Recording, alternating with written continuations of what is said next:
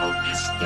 Roboto. Domo arigato, geek to me radio, da da da da da da.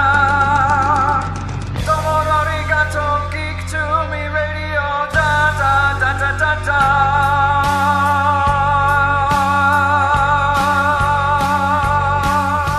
Welcome, geeks and nerds, girls and boys, to another all-new edition of Geek to Me Radio.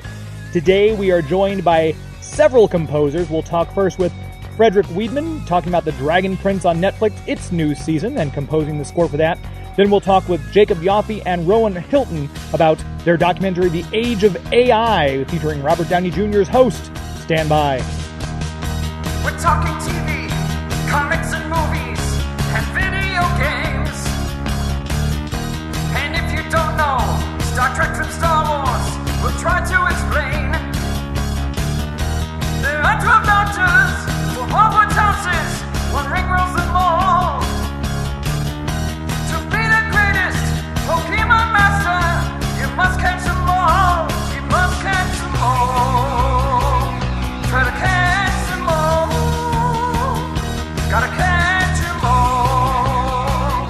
Gotta catch them all. And we'll go right to our first guest. We're joined now by composer Frederik Weidmann, talking all about the brand new season of The Dragon Prince that hit Netflix on November 22nd. Frederik, how are you?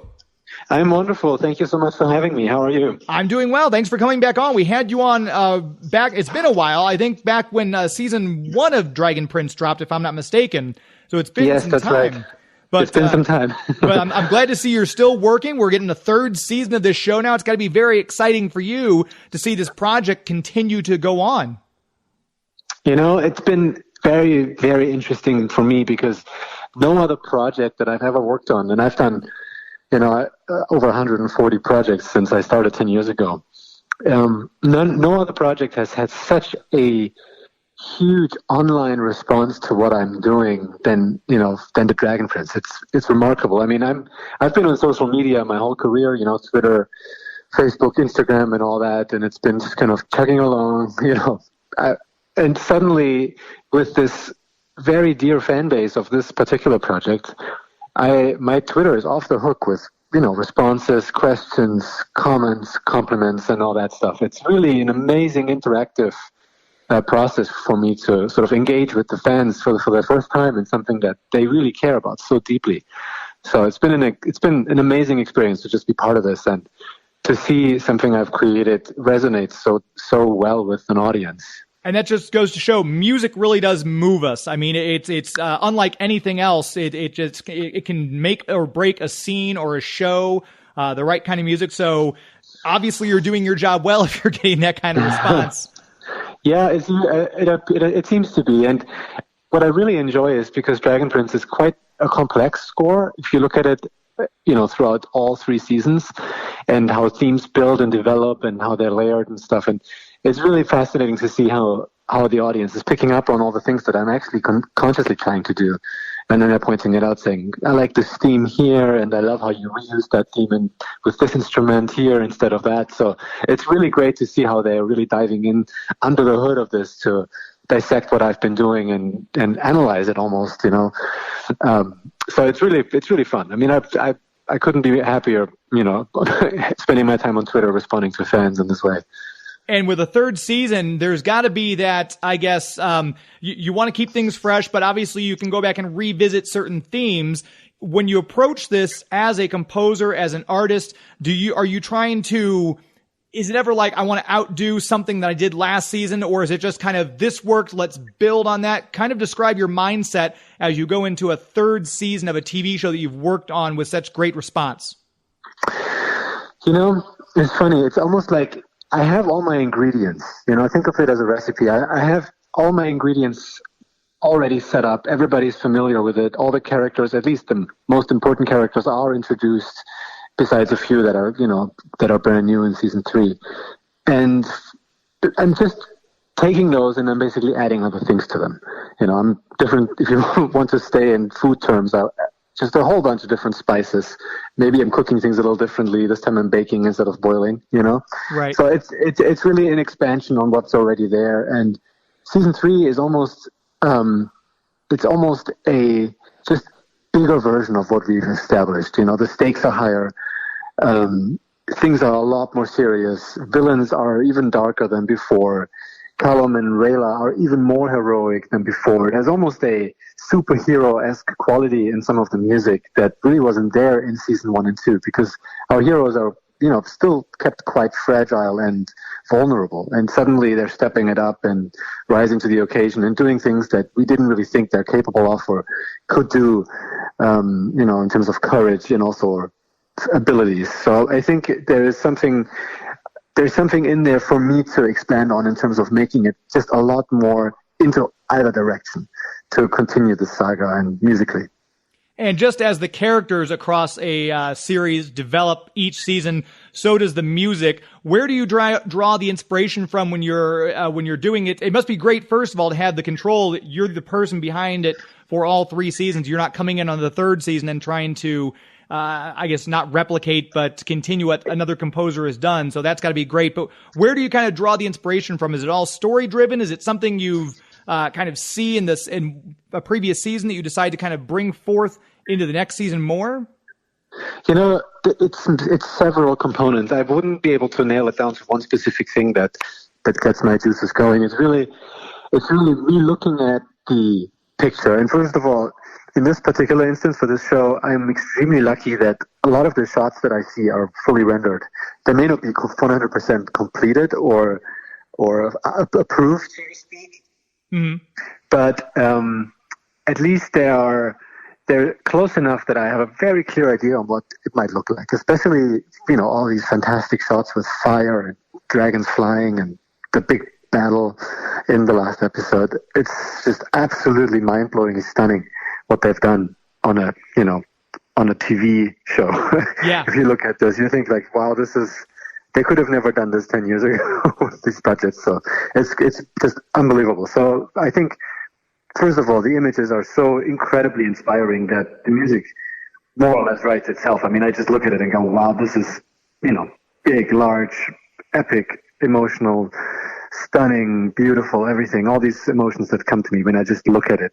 And then, of course, there's the story, which is so compelling, and the character development that's happening as well. And then also, every episode I sit down with the creatives and we discuss in detail every piece of music and what the music's intent is, where it's going to go, where do we plan to go a few episodes from now with this character, and all these things that kind of influence how I go forward. And sometimes they have specific requests for instruments. They say, what, we would like a cello here, or this should be our Armenian duduk that we've been using a fair amount throughout season 1 and 2. And, with all those little pieces of inspiration combined, that's when I start to go. And, being on season 3 of a project is extremely rewarding, just because you're just kind of continuing what you've done and you're building upon that. But the hardest episode is always the pilot in every TV series I've ever done, because everyone's trying to find the tone, you're trying to find the themes, you're trying to find the mood, you're trying to find the emotion you want to leave the audience with when the episode ends. There's all these things that are key components that you need to continue through all the episodes, and often cracking that nut is the hardest part. So being in season 3, it's really just a ship in full speed, and you just kind of keep on going, and hopefully you keep building upon the music and the existing material enough that it still feels fresh and something different. And we should mention, so you're a Daytime Emmy Award winner. You've gotten multiple Annie Award nominations for your work, and you just talked about how the fans are very responsive to you on Twitter. You're constantly working, on average, it sounds like about 14 projects a year for the past 10 years. How do you personally define success? Is it having all these things in the mix? Is it the accolades? Is it the fan response? How do you personally define being successful? That's an interesting question, and I think about that a lot. Success obviously can be defined in so many things. Some people say if you're rich, you're successful. Some people say if you have a family that loves you, you're successful. Some people say if you win an Oscar, you're successful. I mean, there's all these definitions, and it's really a personal thing, and everybody has their own way of looking at it. So I think for me personally, if I feel fulfilled with my art and the work I do, even though it may not be an Oscar contending film, but I'm extremely satisfied listening back to the score, thinking, yeah, I've done something really, really great that I really enjoy listening to myself. And, people respond to, like you mentioned, the social media fans. And yeah, I think to me that absolutely defines success. To me, The Dragon Prince is one of the most successful shows I've worked on. And it's not because I won an Emmy for it, which I haven't, or an Annie Award, which I haven't. It's really because I just see what an impact it has to an audience. And also, quite frankly, my personal kids, they love it too. And to me, that's a huge component of feeling successful is if my kids approve of what I do. And it's got to be exciting for your kids too, because you're the composer for stuff like Green Lantern, the animated series, Beware the Batman, Justice League versus Teen Titans. That's got to be cool for them to say, hey, my dad did the music for those. Scoring major dad points on that. Trust me, it's fantastic. And, for them to be so excited about season 3 coming out and them asking me every morning at breakfast, Daddy, when is season 3 coming out? It's great. I mean, that's to me, that makes my heart warm, and I couldn't be more enthusiastic to walk back in my studio and continue working. So I think for me, it's just how I personally feel about what I've done, not necessarily where the project is going in terms of awards or, monetary rewards in that sense. So when this comes out, I should say when it came out on November 22nd, you said your kids were excited. Do you sit down and watch it with them? And if so, are you able to sit back and kind of enjoy it? Or are you kind of listening to the music, oh, you know what? Next season we might do this, or for a future episode, I'll change this. Are you doing notes while you're watching it? We're going to come right back, getting Frederik's answer to that question, so stand by.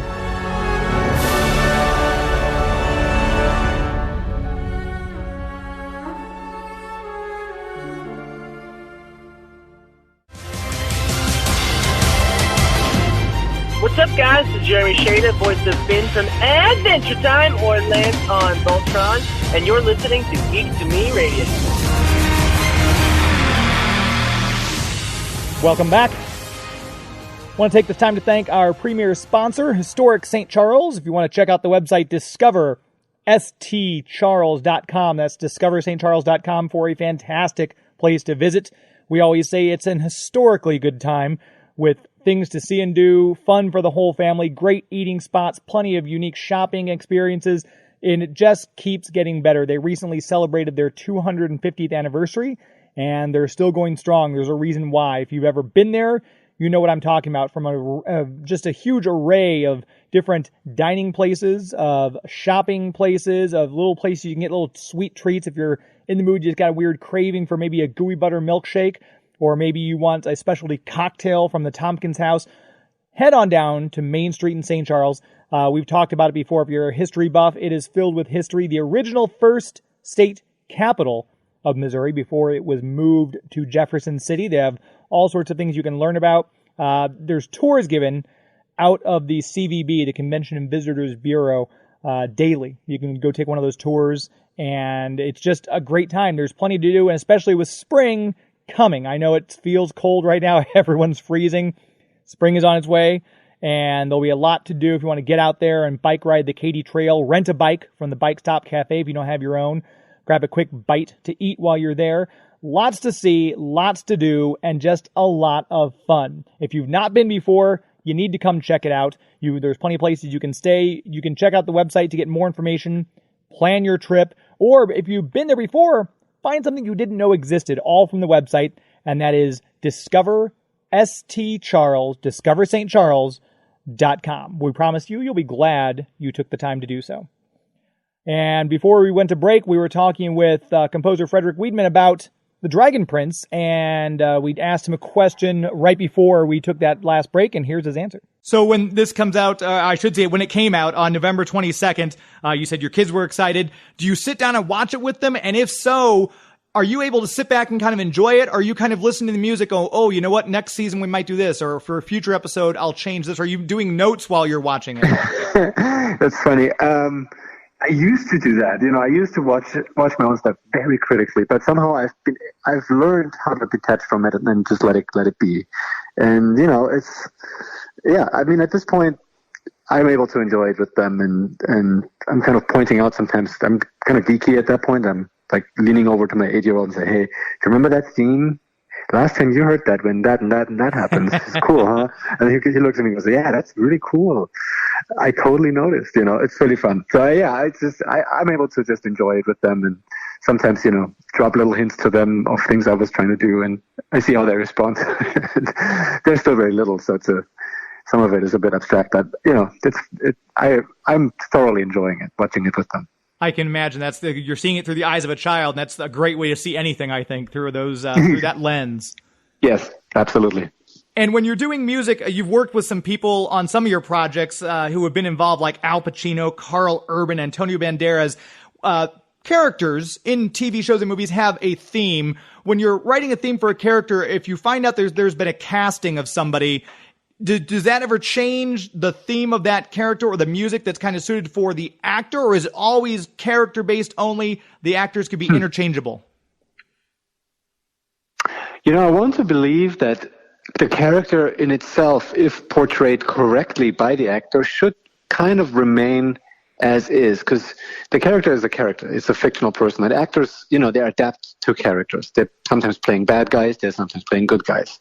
So I think in general, characters and music should be part of the character more than it should be part of a particular actor. Mm-hmm. But there's not to say that there aren't exceptions to the rule. I think that nobody expected a Joker performance that Heath Ledger gave, or Joaquin Phoenix in the recent one. So I think there's breakout performances that are a game changer for everybody involved and that nobody quite saw coming. And I think in that case, you can look at it and go, okay, I need to reinvent the wheel here. This is way different than we all anticipated. And there are, these things happen all the time. So I think there's an exception to the rule for sure. But I would say in general, the character is a character, and the music often encompasses their journey and their transformation, which hopefully, the actors will maintain the integrity of the script with their performance in what that is. Sure, yeah, that makes sense. And when you're not composing, music being such a huge part of your life, what do you just like to listen to when you're in the car? Do you like 80s? Do you like jazz, R&B? What do you listen to? I'll give you an example. 4 days ago, I listened to the latest Billie Eilish album, which is fantastic. Then a day after, I listened to the new Terminator score from Junkie XL. And then afterwards, I had to jam Frozen 2 in my car for my daughter, which, quite frankly, is freaking phenomenal. Yeah. Score and songs. We just saw it this weekend, and it's outstanding. And then this morning, I was listening to Ad Astra from Max Richter and Lauren Balfe. So yeah, it's just to sum up, it's quite all over the place. I'm interested I'm interested in a lot of different things, and I'm trying to get a little bit more into pop music these days in terms of pop music producing, and I try to study a lot of that. So lately it's been a lot of contemporary current pop music that I've been listening to from a more analytical perspective. Perfect. Yeah, of course. And we want to say again, Dragon Prince, the third season, is on Netflix currently. It came out November 22nd. Frederik Weidmann, you're on Twitter and Instagram at Freddie Weidmann, and Facebook at Freddie with an IE, the composer. Where else can people find you if they want to look up and listen to more, sample some of your work? Well, I have plenty of albums on iTunes. Everything pretty much is on Spotify as well. If you have Apple Music, most of my released soundtracks are on Apple Music too, and there's a good 15 albums up there, so plenty of music out there to listen to. And then, of course, on my website, frederickweidmann.com, there is some samples, but I think you're better off going to Spotify because you get the full length, full soundtracks of everything. On my website, there's just some snippets and things like that.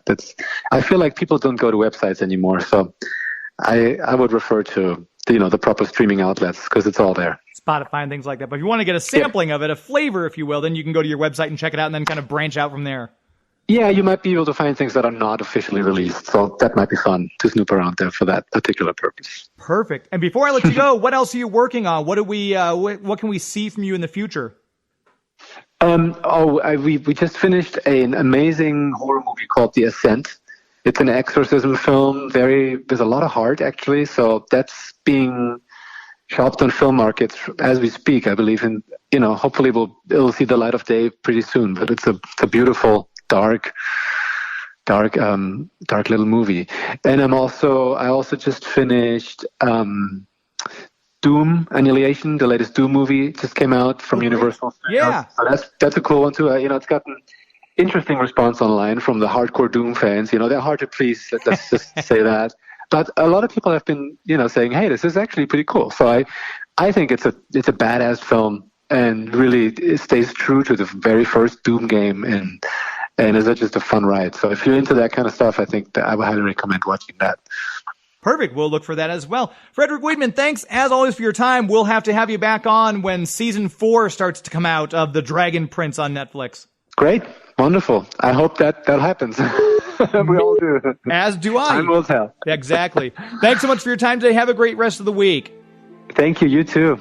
We're going to come right back with our next guests, Jacob Yoffee and Roahn Hylton, talking about scoring the documentary The Age of AI. Stand by.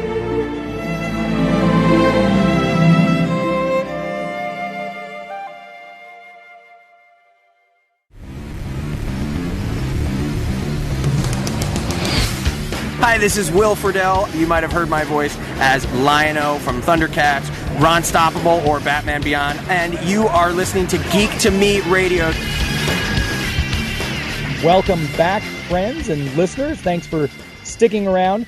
I always enjoy talking to composers. They're just really interesting people, and we always talk to actors and writers who get a lot of love because their names are always up there. A lot of people don't think about, I guess, and they should pay more attention to the composers, because without the music, we've talked about it on the show before, these projects just aren't the same. And we got a chance to sit down and talk with Jacob Yoffee, who's been on the show before, and this time he brought his co-conspirator, Roahn Hylton, about their team-up effort for The Age of AI. We're joined now by composers Jacob Yoffee and Roahn Hylton. How are you both doing today? Doing great. Life is amazing. Good. Glad to hear it. An amazing project, The Age of AI, 8-episode sci-fi genre documentary series produced, hosted, and narrated by none other than Iron Man himself, Robert Downey Jr. To land a project like this, to compose the music for it, must be equal parts, I would think, a little intimidating, but very exciting. Yes, you are correct, sir. We were very excited, and it ended up being a massive undertaking just because of the sheer size and scope of the project, because it's each episode basically interviews different scientists and companies around the world who are doing amazing things with AI. And so it needed every kind of music you could imagine, but it all had to have some sort of through line. And we wanted to pay respect to Robert Downey Jr. and all that. So there was a lot of elements and a lot of boxes to tick, if you will. Yeah, and we worked on it. We worked on it for a little bit. It took a while to kind of take its own shape. We had a concept musically that we started out with, which was, a lot of synths, a lot of arps, the sci-fi feel mixed with documentary music, if you will. And after a while, as the story started to take shape, as we realized there was more information, cool new things that were innovative, we wanted to innovate on the music as well. That allowed us to pick from a lot of genres and do a lot of cool things. So was that a matter of, once you got into it then, kind of realizing you were changing the style, was that a matter of scrapping everything that had been done to that point and starting from scratch, or were you able to kind of still utilize elements of what you'd started out with? A little bit of that, but also we have so much music in our catalog. In particular, on this project, Roahn, he has such a backlog of songs from the last 10, 12 years. He comes from a producing background. I'm thinking for him, it's silly, but they were tempting with a lot of his music at first because it's docu-series, and I really wanted it to be punchy, so they said, great, let's put in a whole bunch of this great pop, rock, hip-hop kind of music. And then decided that it wasn't the right approach. But that was very early on. So then once we started really scoring, they had already said, you know, you don't want to do this sound. You want to do this new sound that doesn't exist. So go create it.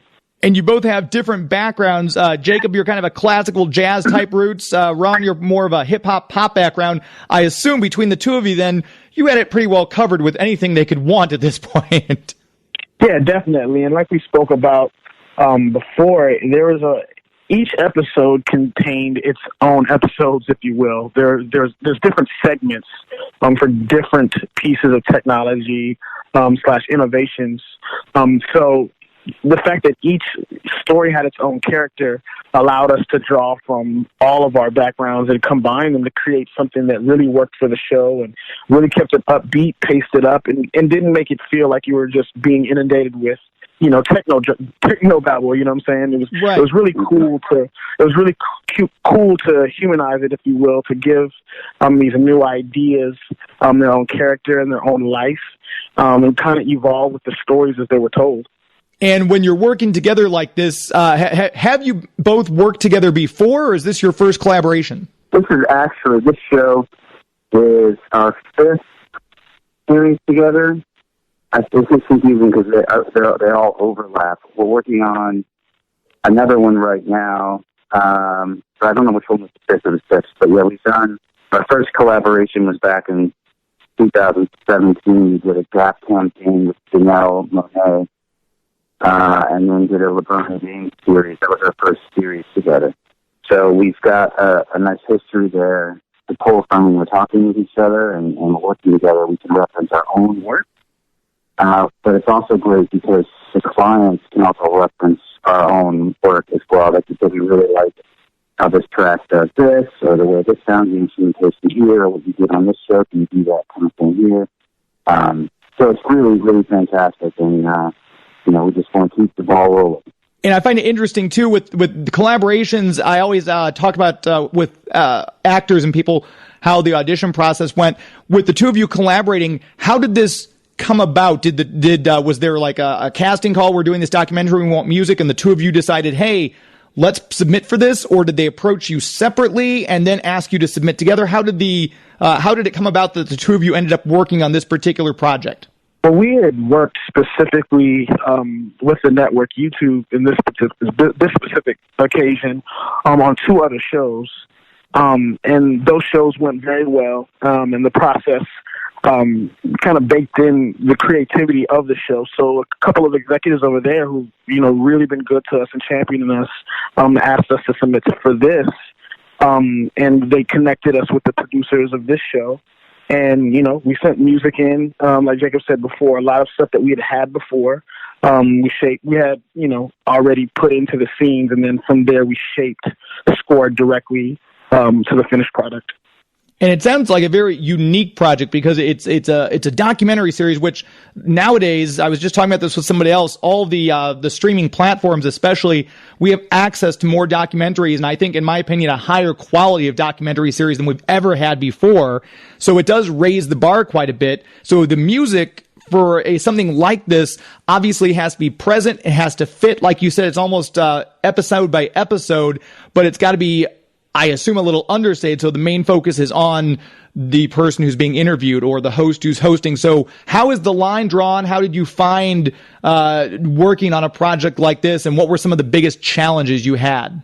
You were right on the money there. I feel like docuseries have evolved immensely just in the last 5 years. It's kind of it's creating a new genre of scoring, and the problem is that we've had 20 years of reality TV like crazy. So anything that has worked really well has been done to death. Right. And every time, so the editors, they all have their own taste, they all have their own rhythm and tasting and sort of energy that they go for, and they grab scraps and do that. And they get the scene to feel punchy, they get the dialogue to work. But then the network or the producers or the director reps that they see it, so this feels dated, this feels excessive, this is not, audiences are going to be bored by this. So then it's like, how can we reinvent the wheel? And for AI, that kept happening to us. The network would hear something with the editors maybe posted in one of our tiers, and they said, this feels expected. This feels like something that you would hear on a reality TV docuseries. And although this is a docuseries, the idea is that how do we keep it feeling fresh? How do we keep it feeling new and organic and something that you want to actually watch? And also, they didn't want it to feel too electronic, sci-fi, AI. They wanted to really kind of augment or support the human side of things. So it was very, very difficult to kind of strike that balance, because if we went too far one direction, it no longer worked. Mm-hmm. So we had to find this fine line where it was just the next step beyond normal reality docuseries music. So it's new, but not so crazy new that everyone was like, what is this? You know what I'm saying? Yeah, that makes sense to me. And I know with this coming out, it's on YouTube December 18th for YouTube Premium. Are you either or both of you? Are you the kind of people who you'll watch this when it first comes out, and are you able to then, when you watch this, sit back and enjoy it? Or are you going to make little mental notes like, oh, I think we should have changed this. Hey, next time we go around, let's make, are you going to be able to enjoy it without critiquing your work? Yeah, we have sat with this, this specific series for so many months. And I think at this point now, we're just happy, to have finished it and put a pin in it. And also, anytime you finish a project, there's lots of creative hands on it. Mm-hmm. So by the time they get the music and we've seen a certain edit or a certain cut, by the finished project, there's slight tweaks to them that may feel like big tweaks to us. So at the end of the day, it just feels like a new show. It feels like something that we can kind of sit back and be like, okay, cool, this is great to be a part of, and great to see the new things that are happening in the technology space. Yeah, definitely. The more time that passes makes it a lot easier for me to watch. When things first release, I usually don't sit and watch them because I'm too close to it, and I'm just like you said, where I'm like, oh man, we should have done this, or man, if they'd only mixed it and put a swell right there, oh, that was too loud, that's not what we intended. But then after enough time passes, I forget all of that, and then I can just watch it as an audience member. So I probably won't check this out right away. Maybe a couple months gotta pass where I can have a fresh mind when I approach it. But I am excited to see all the press and the world sort of freaking out that, RDJ is back with this super cool new thing that's just also super cool with or without him being involved. I mean, AI is it's just fascinating and terrifying and interesting and confusing all in one. And this is a really interesting and educational series, and it's entertaining with him, of course, but also they've done a great job. The editors really pulled this thing together. And every great host of a documentary series has his own theme music. Obviously, when people think of Robert Stack, they think of the theme song from Unsolved Mysteries. There's all those great series and documentary series where people who are narrators, they associate them with the music. So did Robert Downey Jr. give you any feedback or input on what you did at all? Were you able to collaborate a little bit with him on any of the music? We're going to come right back. Get the answer to that big question right after this. Stand by.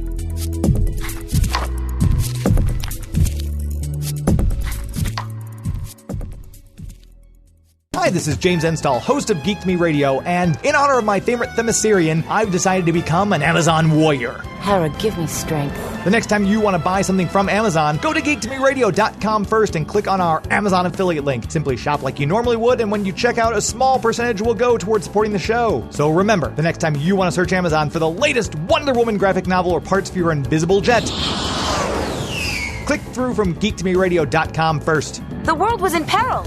Would you have me stand by and do nothing? Hey, this is Greg Grunberg, Snap Wexley from Star Wars, and it's all Geek to Me, my friends. Welcome back to the show. Before we get back into our interview, just wanted to do a little bit of housekeeping. I always want to say thank you to our listeners. I always check, the number of downloads, and it keeps getting bigger every week. So it means more of you are finding us out there, more of you are liking the content. So we deeply, deeply appreciate this, because a lot of this, I will admit, I do because I love talking to the people I talk to. It's a great outlet for me. And everyone who works in radio has a day job. I'm no different. But this is my creative outlet. This is what I love to do. And hopefully that comes through and you're all picking up on that as well. So thank you to all of you who are continuing to listen. Make sure you get a friend to subscribe to the podcast and listen to the radio show and check us out online. If you're not already doing so, you can follow us on Twitter and Instagram at Geek to Me Radio. You can find us on Facebook, facebook.com/Geek to Me Radio, and check us out on YouTube. Just look for Geek to Me Radio on YouTube. You can just go to the website, geektomeradio.com, click the YouTube link for a quick way there for all the social media channels. And we do have a Patreon up. We would love, if you want to support the show, we'd love to have you support us more. And we've got some different tiers and perks for doing so. We're going to be adding to that and changing that up a bit coming up here very soon. So check out our Patreon. And always from the website I mentioned, geektomeradio.com, you can click that Amazon link. You just shop like you normally would on Amazon. And anything you buy, we get a very small percentage of that sale. It does not add to the price for you, but it does help us out. So if you're going to search and buy things on Amazon.com, if you would bookmark that link from Geek to Me Radio, it has a little Amazon link, and we just get a small portion of whatever you end up buying as far as that sale goes. I do want to mention, too, if you are interested at all, we are going to be hitting 3 big cons this year. I might be adding more, but as of right now, I'm doing Gallifrey 1, which takes place Valentine's Day weekend, February 13th through the 16th out in Los Angeles. If you're going to be at Gallifrey 1, let me know. I'd love to meet people who like the show and listen to the show. We'll also be doing Planet Comic Con in Kansas City. This will be our 4th consecutive year covering that event. That's March 20th through the 22nd in Kansas City. And of course, Terrificon. I went there 2 years ago, and I'm very excited to go back August 14th through the 16th in Uncasville, Connecticut at the beautiful Mohegan Sun. If you're going to any of those events, let me know. I'd love to meet up with you, say hi, and get some feedback face-to-face on what you think of the show. We appreciate all of our listeners and all the support we've been getting. We are going to take one more quick break. We're going to come right back and continue our conversation with Jacob Yoffee and Rowan Hylton talking about their documentary, The Age of AI. Stand by.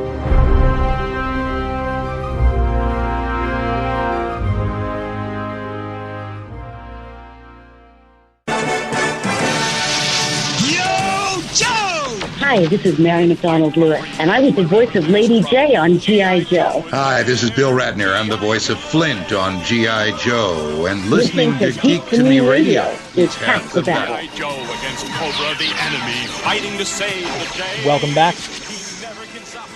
This segment, sponsored by Marcus Theaters. MarcusTheaters.com is that website. You want to check them out for the best movie-going experience. If you're a movie person like I am, it's just the best way to see them is in the best possible environment. You want to have the best sound, the best picture quality, the most comfortable surroundings, the seats, the popcorn, the soda. I get that because I'm the same way. And if I go, there are certain theaters, honestly, I won't go to anymore because the quality has gone down in one or more areas.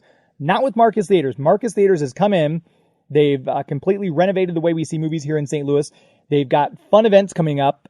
They've got their Enchanted series coming up here where you can see movies like Cinderella, the classic Disney flicks, on the big screen. They've always got something fun going on. So you can check out the website, marcustheaters.com, to find out what events they have coming up. Find the location closest to you because they are in 11 different states and more now with the Movie Tavern brand that they've got. They've actually expanded their reach even more. So there's a good chance wherever you are, you can go see a theater that has a Marcus branding or Movie Tavern branding, and you'll be able to see your movie in the best possible surroundings. And I want to encourage you to do that. If you're a movie buff, you need to be in the best place you can be to see the best movies, and that's all at Marcus Theaters. MarcusTheaters.com is the website. Check it out. Check movie reviews, buy your tickets online, all the things right from the one-stop website, MarcusTheaters.com. Before we went to break, we were talking with Jacob Yoffee and Rowan Hylton about collaborating with Robert Downey Jr. on his theme music since he is the host of this new documentary, The Age of AI, and did they get a chance to collaborate? So did Robert Downey Jr. give you any feedback or input on what you did at all? Were you able to collaborate a little bit with him on any of the music? Actually, when we first got the footage with him, we just couldn't help it, and we wrote, like, really big, kind of grand music. We're like, that's Robert Downey Jr. Like, we got to write, like, some awesome, we had, like, orchestral mixed with, like, bodacious big. It was big.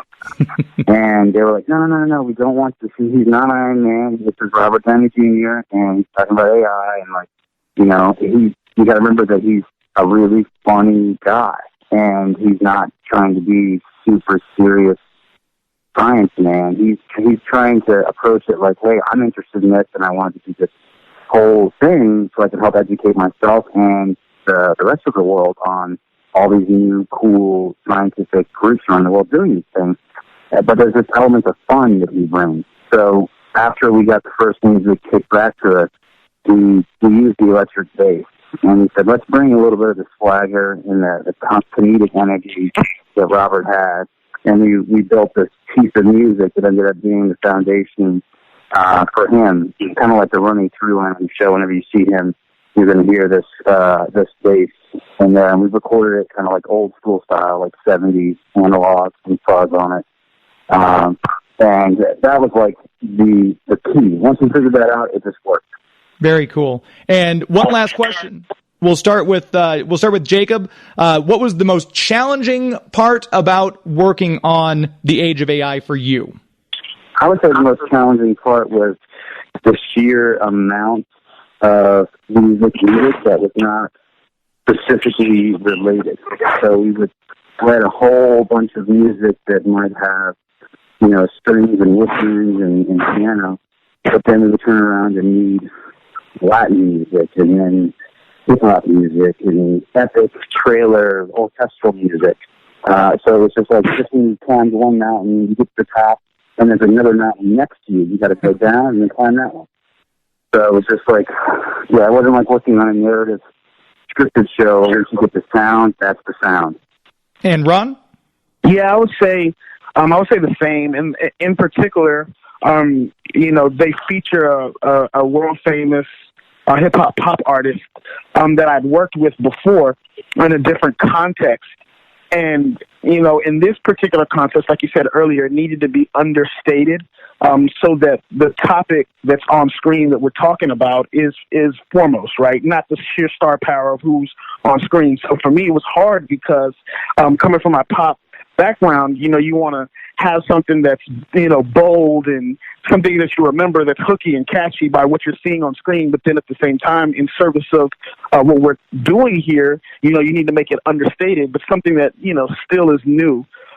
So I found that, as well as, you know, the things that Jacob spoke about, which is making pieces that are completely unrelated but that still have a through line across different genres, and then having to do that over and over again without repeating yourself over the course of, you know, 4 segments over 8 episodes. So it was quite a challenge, but I think, you know, Jacob and I both definitely grew through this, and as well, so did our library, which, you know, has thousands of tracks now that, you know, we can consult later for various things. You know, I always say I'm so impressed with composers because it's like you guys are doing advanced math in a completely foreign language. So what the both of you do is brilliant, and I can't wait to see this. It's available on YouTube Premium as of December 18th, The Age of AI, hosted and narrated by Robert Downey Jr. Where can people find the both of you on social media, and what other projects do you have that you're working on currently? But you can find us online at thirdstream.com. That's TH3RD stream, STREAM, thirdstream.com. And that's the best place to catch up with us. We're both on Instagram. I'm at Jacob Yoffee, and Roahn is at FB, the mastermind, as in firstborn. And I don't know, I don't think we can talk about the new project. It's kind of under wraps. Oh, gotcha. Okay. Yeah, that one, and then we're working on an album currently that we're going to be releasing at the end of 2020 that's going to feature a lot of our vocalist friends in the business. We're just really itching to kind of do a creative, artistic project of our own, not to a particular film or television series. We just got the bug. Very cool. Very cool. I'm delighted to have you back later once that project, which will not be named, comes to fruition. I'd love to have you both back on and talk about it then. But until then, congratulations on The Age of AI and continued success to you both. Thank you very much. That's going to do it for us. Thank you very much for listening again this week. We're going to be back next week with more great content. We've got a lot of interviews still that we haven't had a chance to get to. I'm trying to knock them out as quickly as I can. And if you have someone you'd like to have me speak with, if you think you've got a fantastic interview for the show, Or if you're a listener and you say, hey, why haven't you interviewed this person? You can send me an email, geek2meradio@gmail.com. In big capital letters in the subject line, put show request. Until next week, my friends. It's not in the way you watch iZombie. It's not in the way you watch The Flash. It's not in the way you love Scotty Young Art.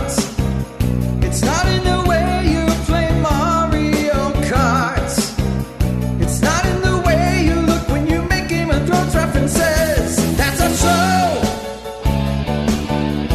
This is Geek to Me Radio. That's a show. This is Geek to Me Radio. Thank you, Siri. Good night.